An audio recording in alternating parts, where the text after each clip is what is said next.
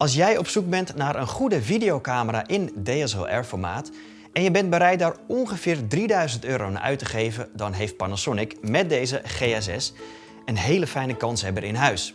Hij heeft namelijk een aantal opvallende en indrukwekkende opnamestanden. En toch zou ik hem niet aanschaffen. Waarom? Dat hoor je in deze review.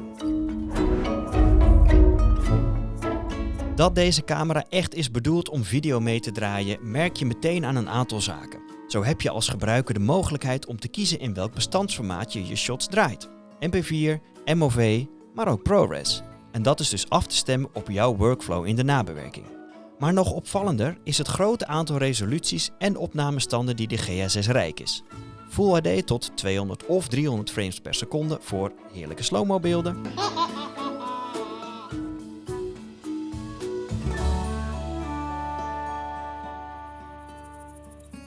4K tot 120 frames per seconde in 422 10-bit.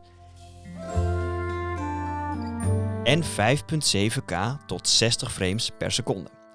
En vooral die laatste modus levert je fantastisch scherp materiaal op.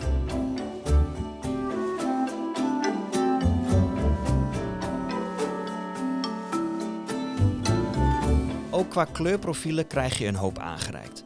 Maar wat mij betreft blijven er een paar profielen over die echt de moeite waard zijn. Sowieso V-Log, zodat je in de nabewerking nog lekker je slag kunt slaan. Heb je echter geen tijd of zin om zelf te color graden, maar wil je wel een mooie filmische look, schakel dan zeker over op Cine D. Mag het lekker contrastrijk en weet je zeker dat je naderhand niet hoeft te color correcten of te graden, dan kun je ook nog Cine V overwegen. Het wegschrijven van al dat geweld kan dit apparaat makkelijk, want hij is niet alleen uitgerust met een SD-kaartslot, maar ook met een CF Express kaart slot.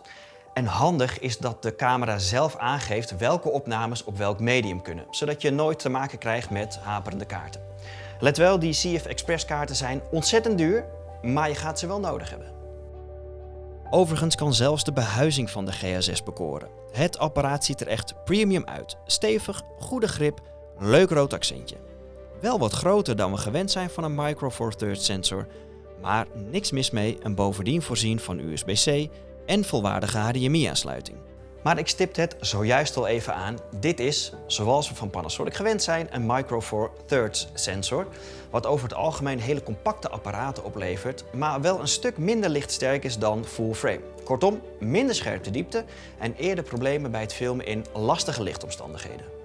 Ook de menustructuur mist overzicht en is vooral in het begin lastig te navigeren. En dat terwijl ik zelf lange tijd heb gefilmd met de GA4 van Panasonic. Het hielp echter niet om sneller van start te gaan met deze camera. En ook opvallend, terwijl de camera aangaf nog 50 minuten te kunnen draaien, hield de batterij er ineens mee op. Maar het grootste probleem, en voor mij een absolute dealbreaker, is de autofocus. Die is in vergelijking met de concurrentie gewoon niet goed en betrouwbaar genoeg. Panasonic maakt nog steeds gebruik van contrast focus techniek, terwijl alle andere merken reeds zijn overgestapt op face detection.